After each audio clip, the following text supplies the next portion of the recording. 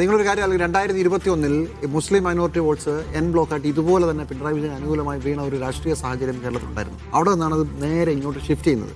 ഇപ്പോൾ LDFന് കിട്ടാവുന്ന ഏറ്റവും ഉപകാരമായ കാര്യം, അത്യാവശ്യം പറയാനുള്ള വിഷമൊക്കെ പറഞ്ഞു കഴിഞ്ഞു, ഇനി അത് അവിടെ നിർത്തുക.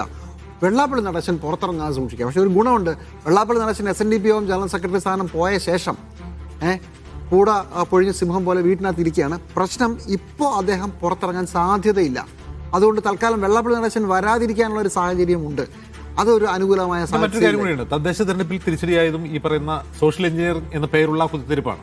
അത് CPM മനസ്സിലാക്കി കാണും. അതിനുശേഷം അതിന്റെ ഡോസ് കുറച്ച് വരുമായിരുന്നു, നിർത്തിയെന്നല്ല. തദ്ദേശ തെരഞ്ഞെടുപ്പ് റിസൾട്ട് വന്നതിന് ശേഷം ഈ പറയുന്ന സോഷ്യൽ എഞ്ചിനീയറിംഗ് നമ്മൾ വിളിക്കുന്ന അത്തരം പരാമർശങ്ങളുടെ ഡോസ് കുറച്ച് ഞാൻ വിചാരിക്കുന്നില്ല. ഇപ്പൊ ഉദാഹരണത്തിന് പാലക്കാട് നിന്നുള്ള നമ്മുടെ പ്രധാനപ്പെട്ട നേതാവ് AK ബാലൻ വെള്ളാപ്പള്ളി അതിനുശേഷമല്ലേ പറഞ്ഞത്. ഞാൻ പറയുന്നത് ഇത് ഒറ്റയടിക്ക് നിർത്താൻ പറ്റുന്ന കാര്യമില്ല. നമ്മൾ അന്ന് ഔട്ട് ഓഫ് ഫോക്കസ് പറഞ്ഞു, ഒരിക്കലും ഒറ്റയടിക്ക് നിർത്താൻ കഴിയില്ല. ഏത് ഈ പറയുന്ന സാധനം ഈ സോഷ്യൽ എഞ്ചിനീയറിംഗ് അത് ഒറ്റയടിക്ക് നിർത്തിയാൽ തിരിച്ചടിക്കും. പക്ഷെ ഞാൻ ഇതിന്റെ ഡോസ് കുറച്ച് ചിലപ്പോൾ ബാലൻ പറഞ്ഞായിരിക്കും നിർത്താത്. ഇപ്പൊ അത് മിണ്ടുന്നില്ല. എന്നാലും ബാലൻ പറയുമ്പോൾ എല്ലാം കുറച്ച് കൂടി പോകുന്നുള്ള പ്രശ്നമുണ്ട്. ഗോവിന്ദമാഷ് റാലി നടത്തിയല്ലോ, മാർച്ച് നടത്തിയല്ലോ. ആ മാർച്ച് പ്രധാനപ്പെട്ട വിഷയമായിട്ട് നിങ്ങൾ ഒരു കാര്യം ശ്രദ്ധിച്ചോ, CPM നേതാക്കൾ അണികളോട് വീട് വീടാന്തരം കയറി ഇറങ്ങി പോകുമ്പോൾ ഒരു നോട്ടീസ് കൊടുത്തിരുന്നു. അതിനാണ് എങ്ങനെ പെരുമാറണം എന്നൊക്കെ പറഞ്ഞത്.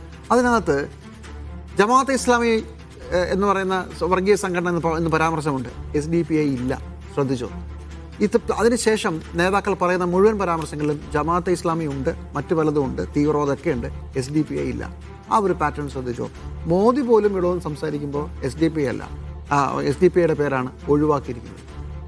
ആ ട്വിസ്റ്റിൻ്റെ കാര്യം, SDPIയുടെ വോട്ട് ഇത്തവണ എങ്ങോട്ടാണ്? ഇപ്പോൾ ഉദാഹരണത്തിന് ആലപ്പുഴയിലെ അമ്പലപ്പുഴ മണ്ഡലത്തിൽ 8000 വോട്ട് SDPI സ്വന്തം നിലയ്ക്ക് അവരുടെ സ്ഥാനാർത്ഥികൾ നേരിട്ടുണ്ട്. അവർക്കൊരു 10000 വോട്ടുണ്ട് അമ്പലപ്പുഴയിൽ. ഈ വോട്ട് എങ്ങോട്ടാണ് പോവുക? ചോദ്യമല്ലേ?